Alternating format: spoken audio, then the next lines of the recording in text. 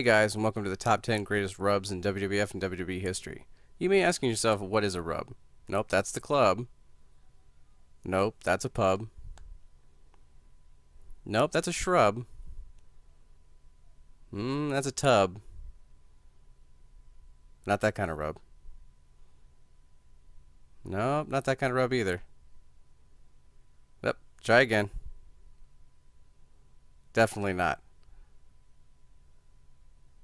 No. No, that's not gonna happen. Hell no.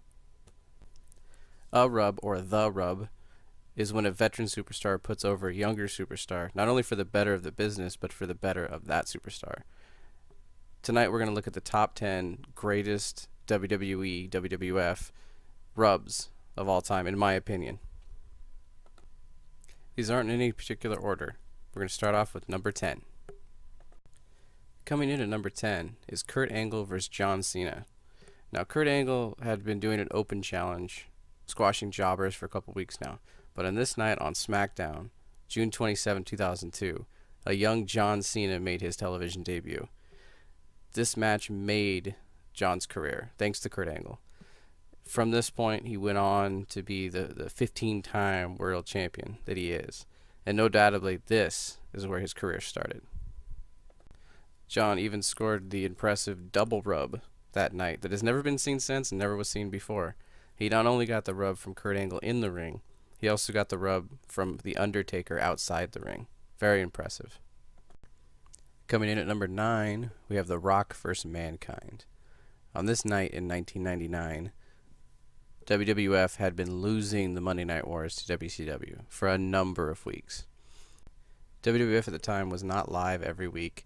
WCW took advantage of this and aired what was going to happen on their show, telling everybody that Mankind was going to win the world title. At that point, almost all of their viewers switched over to WWF to watch Mankind win his first world title. WCW never beat WWF again in the ratings and ultimately went out of business and was purchased by Vince McMahon. All thanks to the rub that The Rock gave to Mankind. Coming in at number 8 is a WrestleMania Classic. Bret the Hitman Hart vs. Stone Cold Steve Austin at WrestleMania 13. The build-up for this match was great. Great wrestlers, great storytelling, special guest referee Ken Shamrock. It even had the rarely seen double switch. Bret Hart went in as a face, Stone Cold went in as a heel. They both came out as the opposite. Stone Cold came out really strong on this one, even though he lost the match. This still catapulted him into the main event.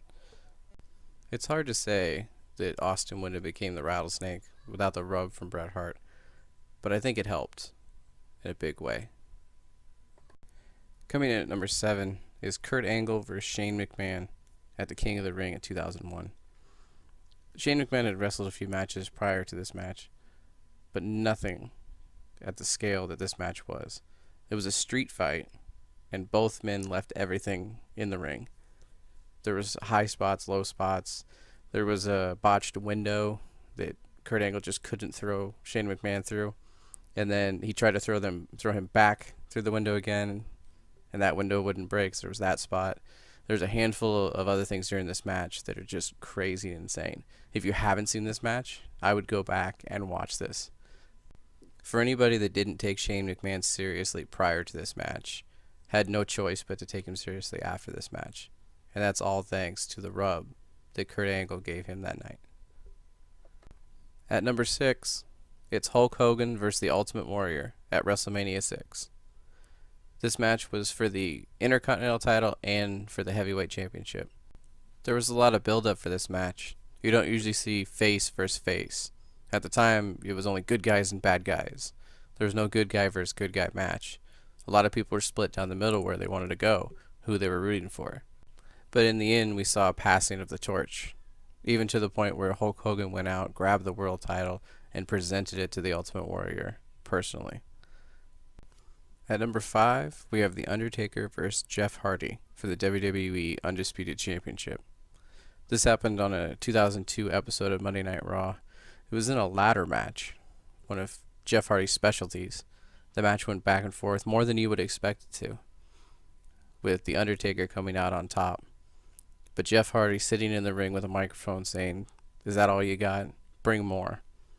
To the point where The Undertaker, who was already leaving, goes back into the ring, and you think he's going to pound a little bit more on Jeff, but gives him a crazy look, shakes his head, and lifts his hand in the air, and gives him a little bit of a rub that ultimately, I think, led to future world title matches and world titles in Jeff Hardy's future, all thanks to The Undertaker in 2002. At number 4, we have The Rock versus Brock Lesnar for the WWE Undisputed Championship at SummerSlam in 2002. Everybody kind of knew going into this match that Brock Lesnar was a beast and he can destroy the undercard, but no one knew really what he could do in the main event. And The Rock was proven at the time. He was the world champion, undisputed champion at that. Everybody kind of thought that maybe The Rock was going to pull this one out somehow. I don't think anybody at the time expected Brock Lesnar to be the world champion at the age that he was at the time, becoming the youngest undisputed WWE champion in history. I think Brock could have gone a lot of ways. You see a lot of the bigger guys now, they end up in tag teams or they end up in singles competition, but on the really, really low mid-card to lower card. Could have gotten buried by the top talent that was already up there, that didn't want to see him get into the main event. But The Rock gave him the rub that night and put the title on him. And I think the rest is history for Brock, who's been in the main event picture ever since. At number 3, we have Andre the Giant versus Hulk Hogan at WrestleMania 3 for the WWF World Heavyweight Championship. This storyline got a little involved. You have Andre the Giant and Hulk Hogan, who were arguably best friends at the time. And you see Andre the Giant go to the side of money, to the side of jealousy, to the heel side of the situation. You see that Hulk Hogan really doesn't want to fight his best friend, but is put in a situation and is forced to fight his best friend. Then during the match, you see the back and forth. No hesitation, just back and forth. You see the slam heard around the world in front of a record-setting crowd, and then it's followed up by the big leg drop and the 1, 2, 3. And that ultimately is one of Hulk Hogan's biggest accomplishments that people still talk about today, 30 years later.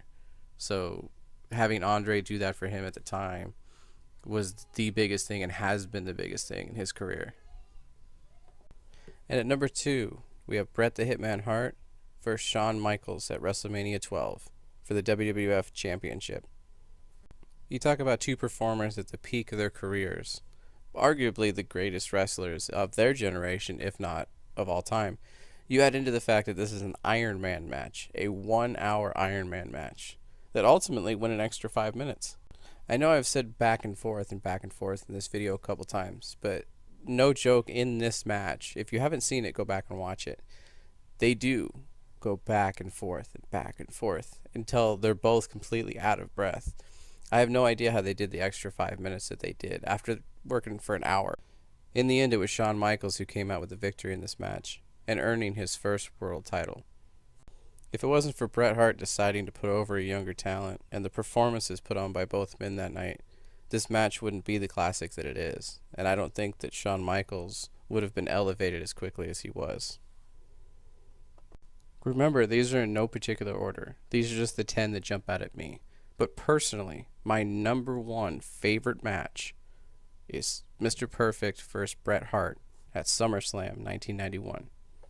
If anybody asked me to pick one match to show to anybody, to show you what real wrestling is, this would at least be in my top 5. This would be my personal one, but I would at least could include this in the top 5 for anybody. You have Bret Hart kicking out of the Perfect Plex for the first time. That's never happened prior to that. Mr. Perfect allowed him to kick out of the Perfect Plex, which was his finishing maneuver at the time. That just shows the respect that he had for Bret at the time to put him over that way. And then you also take into consideration that Mr. Perfect was hurt at the time. He shouldn't even have wrestled that match, let alone put on a great match. This, to me, is my number 1. And seeing where Bret Hart's career went from here, I have to track it back to this match and say that Mr. Perfect is the reason that Bret was elevated to even the Intercontinental status, and then further onto there for the world title. That's my top 10. How did we do? Did we forget anything? Did you not like our list? Go ahead and comment below and let us know. Don't forget to hit the like button and hit the subscribe button.